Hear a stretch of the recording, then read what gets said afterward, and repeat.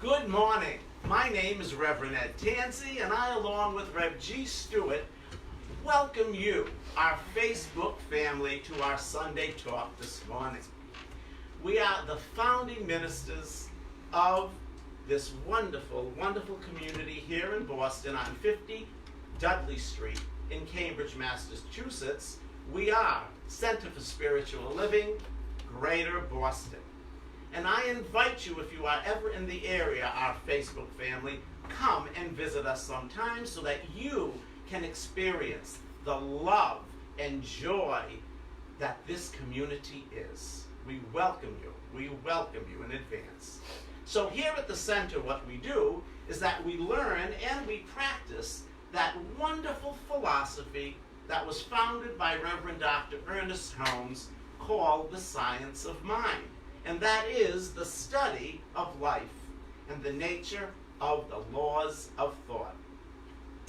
And what Ernest Holmes did is that he studied all of the great religions, he studied science and philosophy, and from that he synthesized all what he thought would bring about and assist humanity to live that blissful life, that joy-filled life, that harmonious life that each and every one of the Creator's creations are intended to live.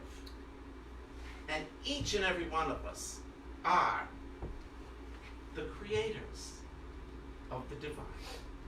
So I invite you to our website, cslboston.org, so that you may find out more about our spiritual family, this wonderful philosophy that we call the Science of Mind, and see how our community can serve you. See how we can serve you. And I ask that if you are being spiritually fed by this message this morning, please consider us in including you in your prosperity, circulation, or tithing practice with your tax-deductible contribution that you can make right online. Rev G and I thank you in advance for your continued support of our vision, of our community's vision, fostering a world that works for all of creation. So again, welcome, welcome. So the 2019 Center for Spiritual Living theme is Spirituality in Action. And our theme for this month is empowerment. I protect the vulnerable. And today's talk is a challenge to an ethos. So, after I was looking through all of the notes of this week concerning the talk and realizing that there were so many different avenues that I could have taken for my part of the talk, I want to share with you really what resonated as I meditated on this week. So, here's what I meditated. Here's what came to me in my meditation. The environment and the planet, the humans, and worldviews. So, I believe that worldviews are created from the collective beliefs and feelings and thoughts and aspirations of individuals. And what these do is they foster and bring about the spirit of a culture, the spirit of an era, and this then becomes the focus and direction. So for your information, the definition of ethos is as follows: the characteristic spirit of a culture, era, or community as manifested in its beliefs and aspirations. So, looking at so many of the different world's views that exist, I came to the conclusion that some are very positive, very, very uplifting, very nurturing, and very thoughtful of the planet that we live on, and very thoughtful and nurturing of the people we live with. I think it really behooves us to remember that each of us are global citizens of the world, sharing the same life and environmental resources, that this planet belongs to each and every one of us, and that also we are helpers to each other. Think about that. We are helpers to each other. Now, on the other hand, there are worldviews that seem to not come from what I just said. They seem not to care for the stability of our planet, not to care for the stability of our environment, not to care for the highest and best good for all peoples. So you see, it's like one person's belief system being an incorporation, really, of what? One's political, social, economic, ecological, and spiritual concepts that are so tied to the collective worldview or worldviews. It's that blending of the various concepts, thus creating a specific worldview. Would you agree? Okay. Yeah. All right, good. So, from the book of the month by Terry Pattern, A New Republic of the Heart, he qualifies that most of us are influenced by more than one worldview. Would you agree on that? Yes. Okay, I do. Good. So we're in agreement. So, with all of the multiple perspectives that are out there, all of them, having so many that can influence us if we so permit them to, that's a key, if we so permit them to, what is one to do with them all? What view or views to incorporate into the existence? What is ours to do, right? What is ours to do? So in deciding what to do with them, with all of them, I really hope that when one lives from that consciousness of the golden rule, which is do unto others as you would have them do unto you, something like that, all right, in my own little words, using this as a guide for establishing our attitudes and our actions toward others, others being people, planet, or anything,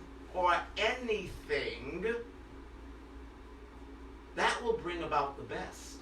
That will bring about the best for all, because we all know that what we push out from ourselves is what we get back. What goes around comes around, yes? Yes. The reciprocal nature of the universe. So I'm sure that there's no one here who wants anything but good and only good to be in their lives. So you see, it's really imperative that is what we exhibit to all. It really is imperative. So now through our studies here, through our studies of the science of mind, we know that the 10 world's great living religions embrace that universal truth, the golden rule. Whatever religion you follow, it's in there.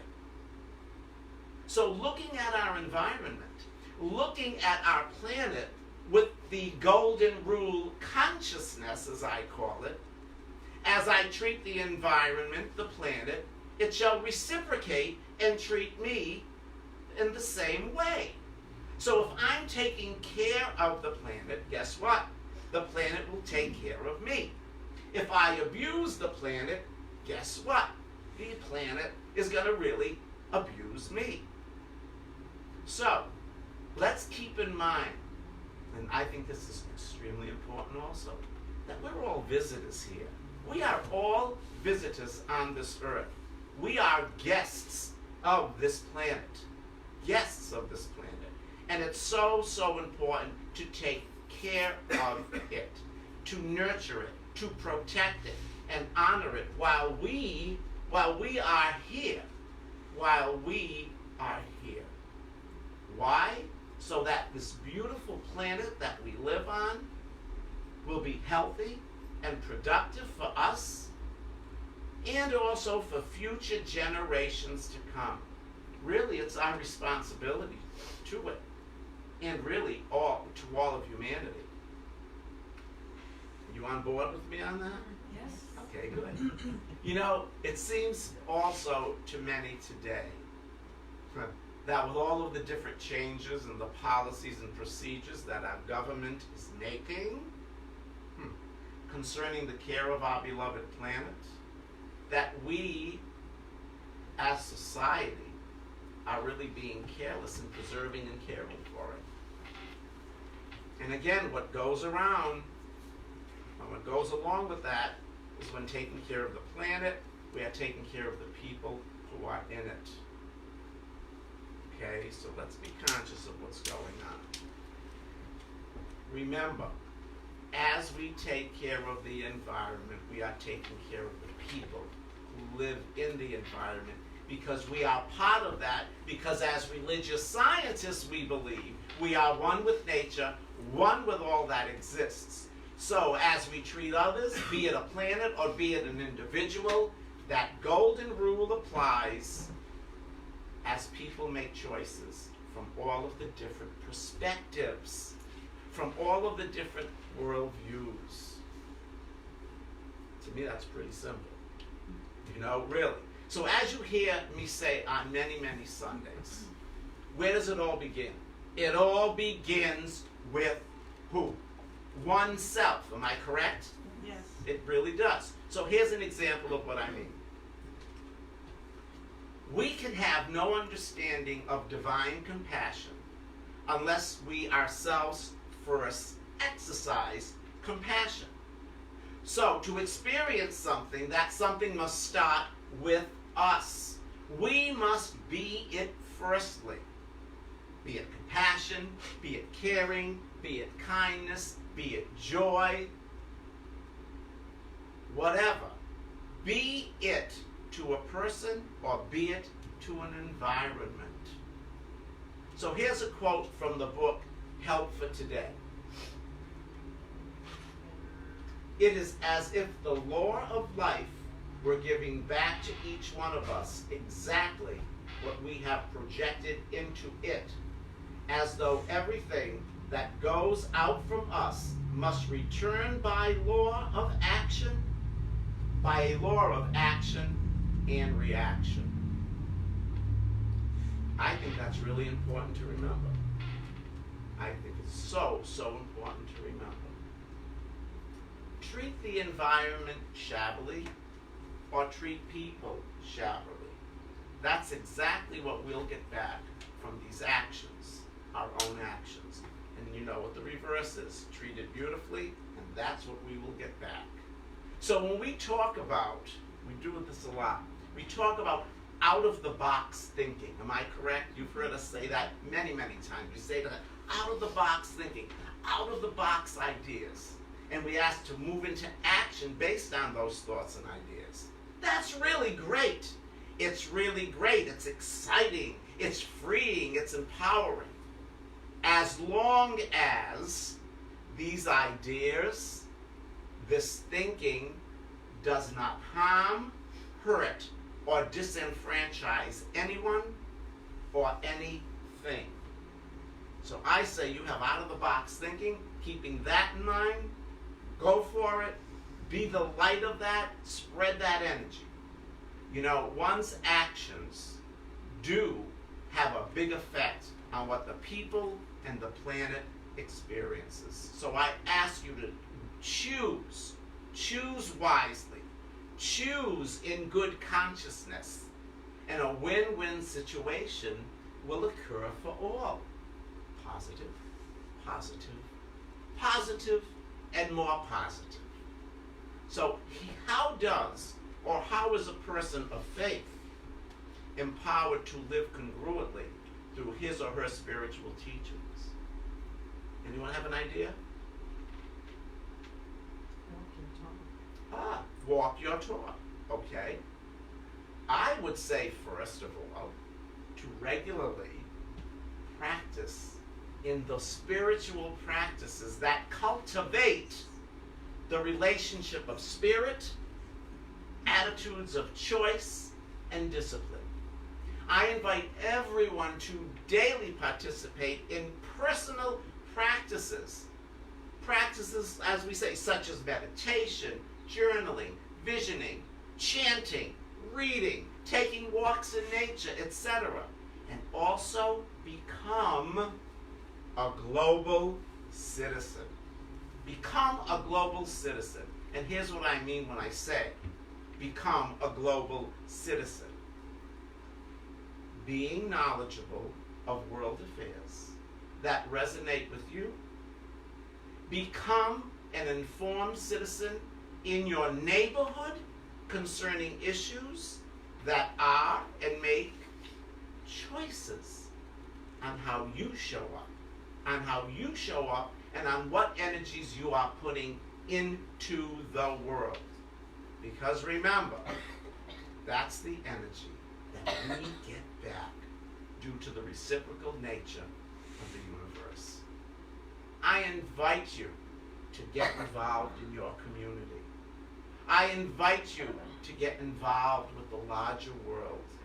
And as you do this, my hope is that each of you come from an awareness and of a consciousness that is projecting an energy that is positive, that is uplifting, that is nurturing, that is supportive, kind, compassionate, and loving. You see in the world what you carry in your heart. You see in the world what you carry in your heart. So I'm going to end this part of my talk from a passage from the New Republic of the Heart, and it states, "It is as if the law of life..." Marianne Williamson. Yeah. Okay. What did I say? You said it was from the Book of the Oh, I think, no, I didn't want you to put that up yet. Shut that, no, okay. I will continue. This comes, I'm going to read this to you. This comes from the New Republic on page 59. I don't need a slide yet. And it said, you got me confused, Rev G. The soul of activism was created by Pope Francis's invocation. Let us be protectors of creation, protectors of God's plan inscribed in nature, protectors of one another, and of the environment. This is inherently rewarding and a blessed state. And as Mary Ann Williamson succinctly put it, as I quote again, thank you, it is as if the law of life were giving back to each one of us exactly what we have projected into it, as though everything that goes out from us must return by a law of action and reaction. And people, come on, we know what we were born to do. We really do. We were born, each and every one of us, to be the unique expressions of the divine, showing and being all the good that God is and the good that each of us are. And when one can come from that good, only good returns. Only good returns for that, from that, to all to experience. Namaste. Namaste.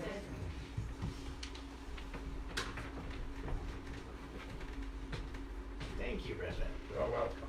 So grateful for your message, and so much great food for thought. Would you agree? Yes. It's an opportunity for us to expand in consciousness, and I want to offer that same opportunity to you here today. So this month we know that the CSL theme is empowerment, and it's protect the vulnerable, which is the social justice piece. So we break those down. Empowerment is our spiritual principle.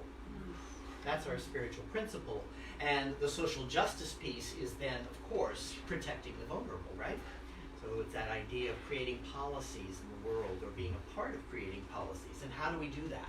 We get involved in the world, which is what Red Ed just talked about, right?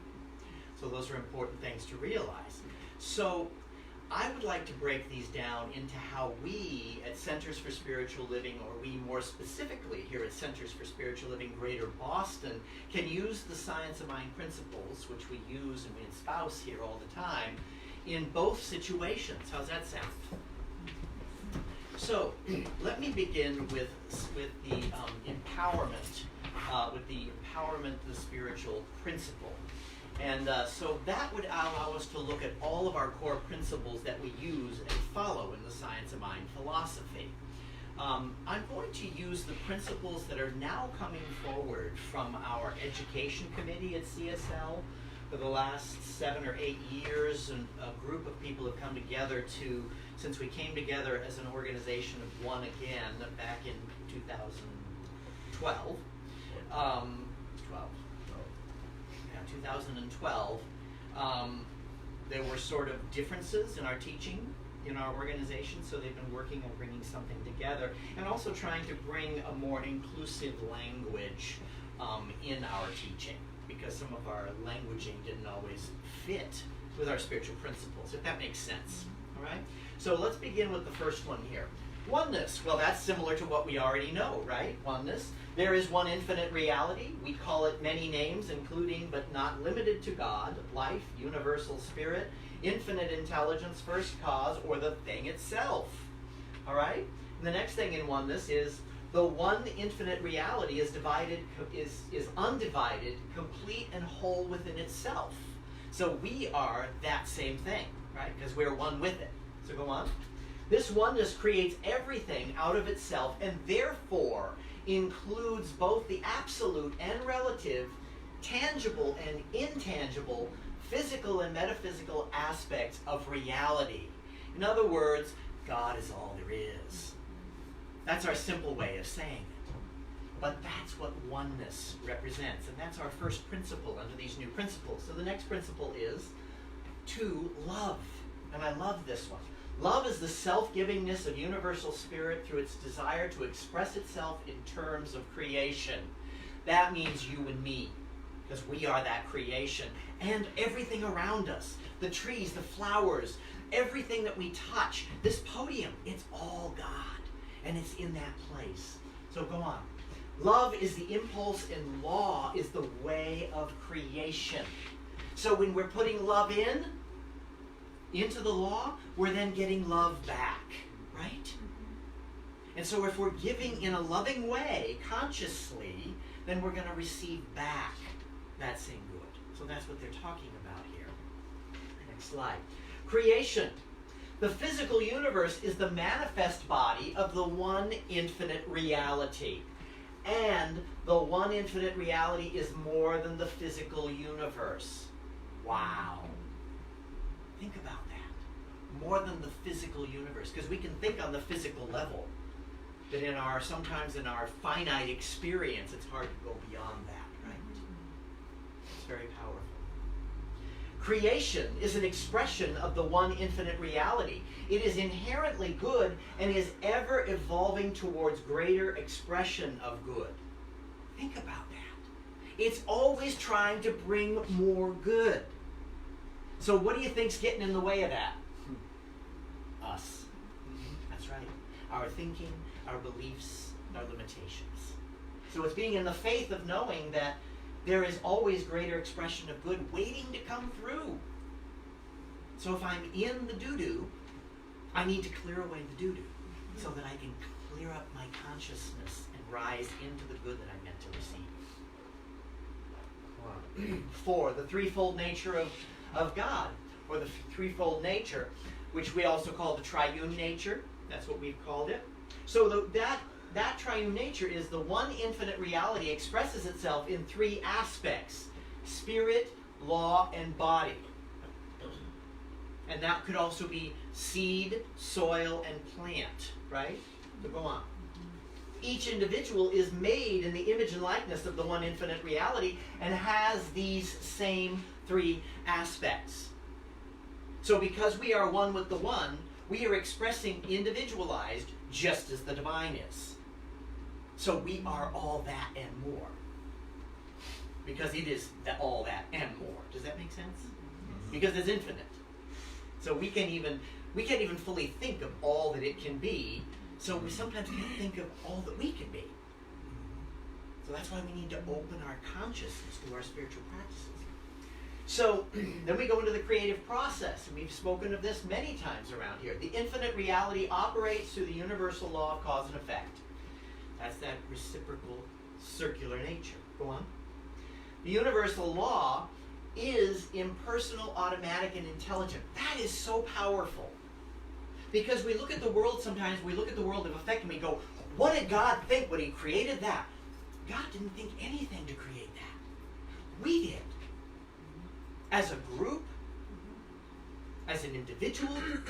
So you see how all of these things, when he talked about the worldviews, when Reb had talked about the worldviews, this is really realizing that these worldviews are also automatically, impersonally coming into the world.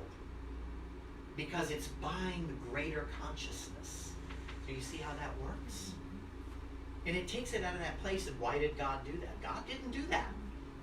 We're the ones that are creating through the divine reality so God can know more of itself. And it doesn't know the negative stuff. It only knows good. We just talked about that. Right? Go on. The universal law receives the direct impress of Spirit's impulse and acts upon it, bringing it into form. So that's on the divine level, right? But remember, we are individualized of that, right? So what we're doing is we're doing that same thing. We're impressing on it and creating more. Go on. Individuals having the same threefold nature will use the creative process to shape our human experience in alignment with the whole, perfect, and complete reality. This is the big part right here, aligning ourselves with the whole, perfect, and complete reality. Would you agree? Yes. If we can get ourselves into alignment with that wholeness, which is our divine nature, and get ourselves out of the minutia of life, because that's what it is minutia. If we can clear away the minutia, we can bring in the wholeness, and it's always available to us. Go on. Number 6, spiritual laws. Universal spirit maintains harmony, equilibrium, and balance through spiritual law. Wow. So there is a spiritual law. Go on. There are various expressions and uses of spiritual law. For example, the law of correspondence, the law of attraction, the law of giving and receiving. So we're familiar with these laws around here, aren't we? We know about these laws. They're just automatic. They just automatically work. So we have to remember, what am I using, which law am I using, and how am I using it, and do I really need to use it if it's not bringing forward the best in my life, right? Go on. Spiritual laws are impersonal, consistent, and intelligent, and are always operating. We just talked about that. Go on. Consciously, individuals can learn to use these laws to create or change the conditions of our life. And that's what we do here, do we not? We practice this. And if we're not practicing it, we know. And the more we know, the more we can look at it and go, oh, crap. Right? So let's go on to the next one. Number 7, spiritual beings. The one infinite reality is both transcendent and immanent. I love that. Transcendent and immanent. Think about that. That's powerful. That's that God is all there is. It's beyond our belief, and yet it is our belief. It's powerful. The individual human beings are spiritual beings living in a spiritual universe, having a human experience. We're spiritual beings. We can transcend that human experience in consciousness, can we not? Yes. But we have to choose daily to do that. Would you agree? Yes. If I don't choose daily to do it, then guess what? I'm just going to get the same old human minutia going on around me, right? This is our true nature. I love the capital letters. The true nature. Our true nature is spiritual. I don't care how you look at that. Spirituality is love. Would you agree? Yeah. So if you don't want to call it spirituality, call it I work in a world of love. That's who I'm about. Call it whatever you want. Call it what resonates with your soul. Call it what awakens your heart. Go on. Number 8, freedom. Freedom is the birthright of every individual. Can we say it always feels like that? Maybe not, but it's always available to us. And we have so many different stories in the past of people who have gone through amazing situations. People who were in concentration camps. Viktor Frankl, who consciously elevated himself beyond the situation and knew that he was a spiritual being beyond the experience that he was going through. We are free to choose and create our experience of life. And not always good, right? we tend to sometimes get in our way. But it's okay. You can just go and say, well, isn't that interesting? And choose again. Right? I don't want to get stuck in that. I don't want to say, oh God, I did that again, because what happens? You see what I'm happening? See what's happening? I'm drawing myself into the negative that I don't want. So I say, isn't that interesting? I choose love. I choose peace. Ron. Did you go back? No. Yes. Oh, heaven, number 9. Ooh, I love this one. Heaven is the state of awareness of our true nature. Would you agree that when we can get into that alignment with the true nature of our being, that there's a sense of heaven? Right? When we get ourselves into that alignment, it feels so good. We experience our true nature to the degree that we become conscious of it. Right? As we become conscious and live as conscious citizens in the world, and our worldview becomes consciousness, not only for myself, but for all around me, then I'm opening this worldview to a greater idea. Would you agree? Yes. Absolutely. We actively seek to know the true nature of every individual and celebrate each individual's unique expression of it, no matter how that individual is showing up. That's a tough one, right? Sometimes that's a test. But if I can stop and realize that God is trying to express, even in that, what we could call the squeaky wheel personality, right? That maybe I'm the lubricant to take that squeak away, but allow still that individual to appear as who they are. Does that make sense? By being the love, I can allow that person to be the love that they are in whatever way is right for them. And it may shift how they appear in the world, but it doesn't matter. I don't have to be responsible for that. So it's important. Go on. This experience as our true nature is sure to be attained by all. We believe in this place that all have the right to attain this good in every life. Would you agree? Yes. We're not saying that it's like, this is just for the people in this room. No, we want this for the world. We want it for everyone who's on Facebook. We want it for greater of all of the world to imagine the power of this. If we keep realizing the power we have, not only in social media and all the other things that we touch in our lives, but to really expand it out. It's powerful. We have a power in our hands that we don't even realize. And so we're using it. So, number 10 is eternal life. The one infinite reality is eternal. God has no beginning or end. The divine, whatever you want to call it, the thing itself. I don't care what you call it, but it never ends. It continues on and on and on. We believe in the eternality, the immortality, and the continuity of the individual forever and ever expanding. That comes from Ernest Holmes. That comes from Ernest Holmes, what we believe. We believe that we forever and ever expand. And though Ernest Holmes didn't believe in reincarnation, many people in our organization do. And it doesn't matter, because Science of Mind doesn't limit. It doesn't have a dogmatic idea that you have to believe this way. If you disagree with Ernest, or you disagree with me, or you disagree with anyone in this community, have a discussion. Talk, communicate, and learn. Because that's how we learn, right? I think I talked about that last week. Open communication. So those are our principles. Now, can you imagine if we just take these principles and go with all of these principles Do you think our lives will be better? Yeah, right? Right?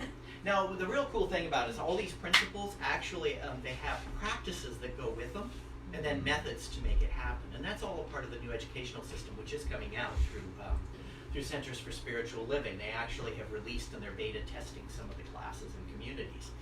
So it's really exciting. We thought about doing it, but then we thought, we're not a really large community at this point, so we thought it's maybe not the time to do that, because it's like we really want to help people to grow to whatever they're looking to do right now. And we're actually building practitioners in this community, so we tend to follow the older educational program. But these are about continuously living our principles.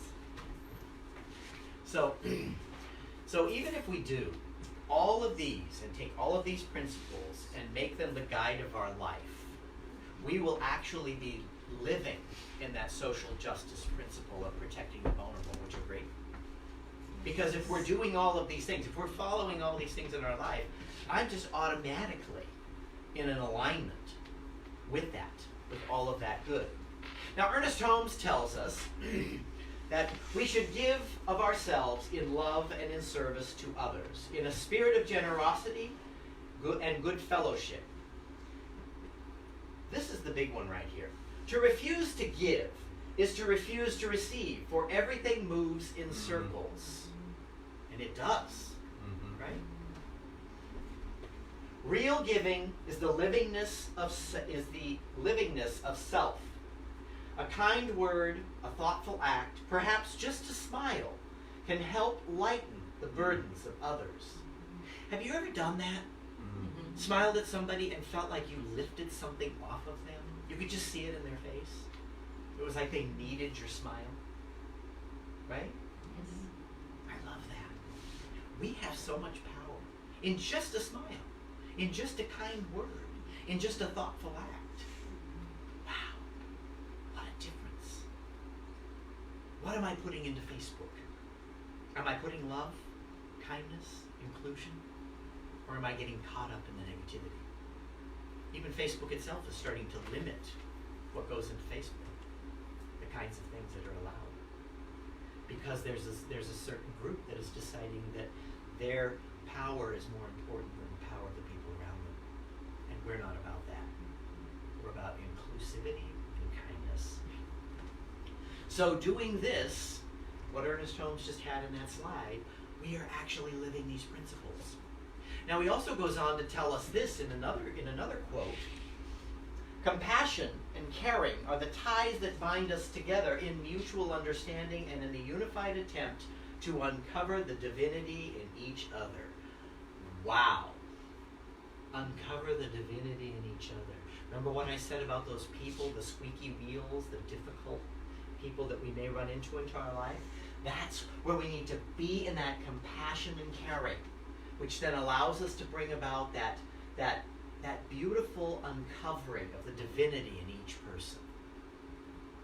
Compassion is the gentlest of human virtues, for it is the outpouring of divine givingness through all. If the divine givingness is our gift, is it not our gift to give to others? Right? That's what he's talking about here. So it's seeing through the limited ideas and knowing that there is a divine nature underneath all of that. It's very powerful. So when I see the world around me through the eyes of compassion, I am seeing the world aright. Would you agree? Yes. Absolutely. I can then act in the world in the spirit of divine givingness, can I not? Yes. Because I'm in alignment. Because I am knowing my nature. There are some who say, we in New Thought are all about getting things. And I say that that is true, and we are also about remaining in circulation of things. So as we draw things into our life, we send things out. You see the circulation? Because our bodies are in circulation, aren't they? So when we can remember when our heart's beating our blood through our body, that it's circulating. And if it stagnates, if I hold on to it, then it dies. Exactly. If I cut off the circulation to my arm, it'll start to tingle, and then eventually if I don't allow that circulation back, it could fall off. that's how it works. So, as I receive, I give back. If I do not give back, I will create that stagnation that I spoke of, and I will stop receiving. So, in the book of the month, which I really enjoyed this book, I have to say, from the New Republic of the Heart, this is by Terry Patton, and Rev Ed had a quote from there as well. There it is. All right. When we act on our connectedness to others, we heal something essential in ourselves. That's powerful. When we act on our connectedness to others, we heal something essential in ourselves. We locate ourselves in something deeper than our post-mortem alienation. Wow. Postmodern alienation. That's powerful. That's powerful. Our connectedness in the service of larger things transcends the superficiality of many relationships and associations. Wow. That goes back to the oneness piece, doesn't it? If I realize I'm oneness, then I am connected because you are as much a divine reality as am I.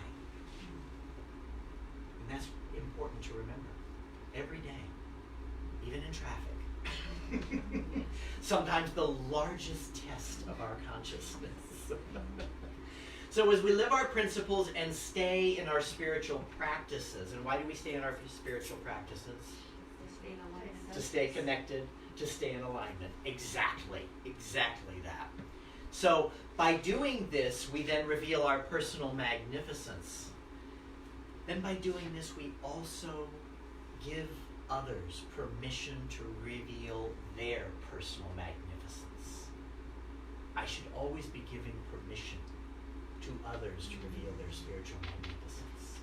It's a powerful reality for ourselves.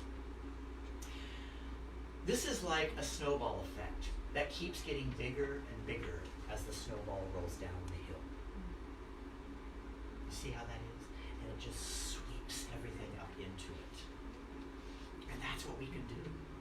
By a loving consciousness, we can be like that wave that washes over and clears out and opens up a consciousness and availability for everyone around us.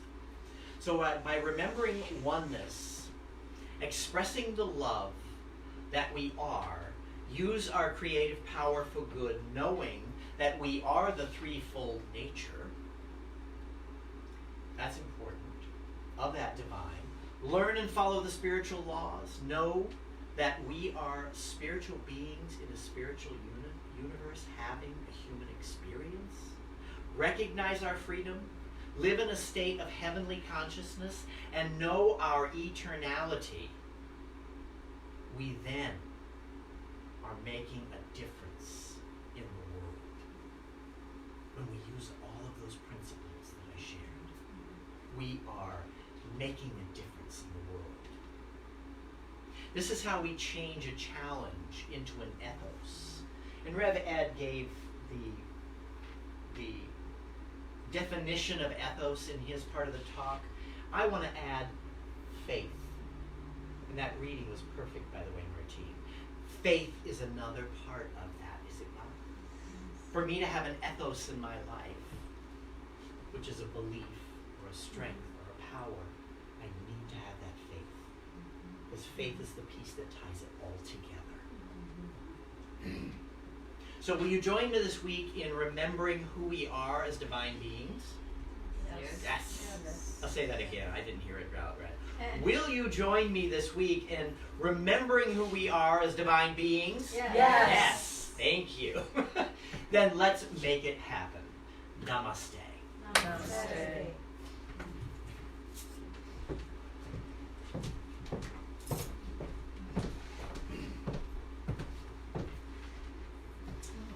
Thank you, Rev Ed and Rev G, for very inspiring, uplifting talks that reminded us of who we are, who others are, and who this planet is. One in the one. So as we center in and come into the awareness, the conscious awareness of God. God is the infinite givingness of the universe. God is every breath being breathed. God is the sunshine, the flowers, the trees, the great creator, the all bounty, the all beauty, the infinite love of the universe. This great creator is omnipresent, omniscient, and omnipotent. God is all knowledge and wisdom. God is all power. God is infinite intelligence, all brilliance. God is the laughter of the child.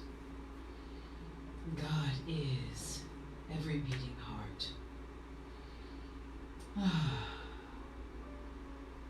And since God is all there is, God is the only power and presence, I live and move and have my beingness in this power and presence.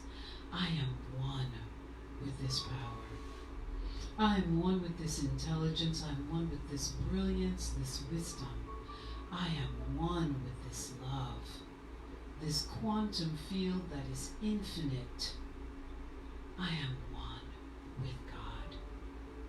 And because I am one with God, each and every person here, live streaming, listening in playback in the archives, every single person hearing my voice is one with the one. All living beings, one with the one. And because each one here is one with God, I know that the words that I speak are the truth about each one here. The winter is over. The frozenness, stagnation of the past is released. Released in God. It is no longer real. It dissolves into the nothingness from which it came. The rain is over. The rain has stopped. The flood of negativity, negative thinking, limited patterns, familial, habitual ways of being are now dissolved through the power and presence of God, all good, all beauty, all power. The new seed is planted. The crops come forth of goodness, beauty, power, harmony, wealth, well-being, happiness, peace, and joy. These are the fruits that bear, that grow, that manifest for each one here. All fear, any and all shame, any sorrow is now released and instantaneously replaced with God confidence, the faith of God, power, wholeness, well-being, courage, faith, strength, resilience, perseverance, joy, vitality, youthfulness, vigor, enthusiasm, and happiness. These are the fruits that come forth for each one here. Each one here now steps into their higher consciousness. Each one here knows that now is the point of power. Each one here has spiritual dominion in all areas of their lives. Each one here is now a magnificent, creative, peaceful, harmonious, successful, happy child of God. And therefore good comes forth. Every heart's desire is being met because each one here now aligns with the creator of universes. Each one here lets go of any feelings of loneliness or fear, false evidence appearing real. This is dissolved right here and right now through the power of the presence of God, which is infinite, transcendent, and eminent right here, right now. Fear and limitation, loneliness are now replaced with power, divine wisdom, courage, strength, and the peace that passes all understanding. Each one here steps into joy, blossoms forth as a magnificent flower of God, as we see it represented in the summer season here in the Northeast, in the Northern Hemisphere. We too, each one present, blossoms and blooms into the person that they were created to be. Powerful, loving, centered, peaceful, creative, brilliant, and successful. God's seeds are planted and God manifestations come forth. Oh, what a celebration. Oh, what happiness I feel. I give thanks. I give thanks that each one here is certain of who they are and whose they are. I give thanks that each one here is stepping into their brilliance, stepping into the faith of God, that each one here has the highest manifestation, creates a new reality, that it is a new day, a new beginning for each one here. And they soar. Each one present now soars into their greater good, into their greater magnificence. I am in complete celebration because I know that this is the truth of each one here, and that life is regenerated, restored, rebirthed for each one here. New love, new greatness, new prosperity, new brilliance, new wealth, new happiness for each one here, and I give thanks.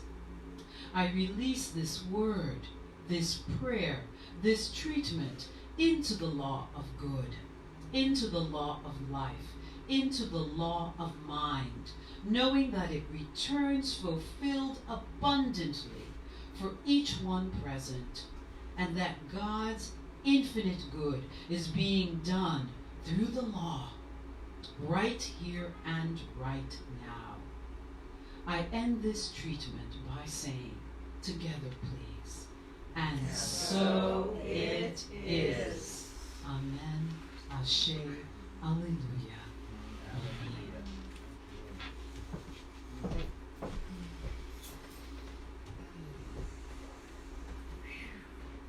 didn't want to come back. That was awesome. Thank you, Martine. Licensed. So if we can do our affirmation together, and this comes to us from Rev. Carolyn J. Douglas, Senior Minister of Illuminata Center for Spiritual Living, CSL. Today, I align myself with universal wholeness in the awareness that I am one with the divine. I am one with all people everywhere, and I am in unity with my neighbor